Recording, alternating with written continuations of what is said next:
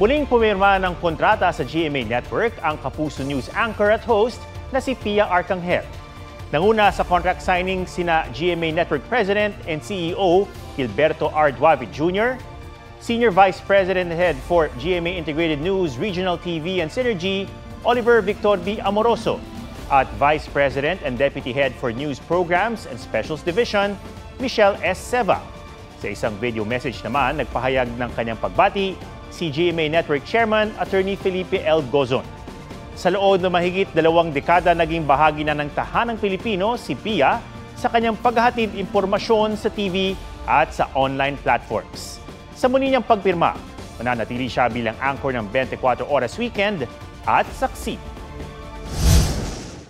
Pia Arcangel is one of GMA Integrated News' most valued personalities. Kaya naman ako at ang buong GMA Network ay nagagalak na nananatili siyang loyal, kapuso for more than 2 decades. Congratulations, Pia, and thank you for your continued dedication and excellence.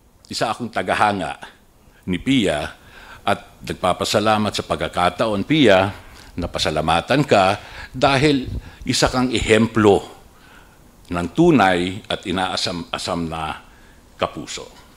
You are the ideal. You personify it, exemplify, and you make us all proud. We are very grateful na minabuti mong manatiling kapuso. GMA Integrated News is grateful for Pia, no? Especially for the hard work, the dedication, no, that she placed as our news presenter for Saksi and 24 Oras Weekend. In this fast-evolving media landscape, no, you stand out to become a multi-platform journalist, no, seamlessly transitioning from TV to digital, tas TV ulit. 23 years that I have spent at the newsroom and I couldn't be happier.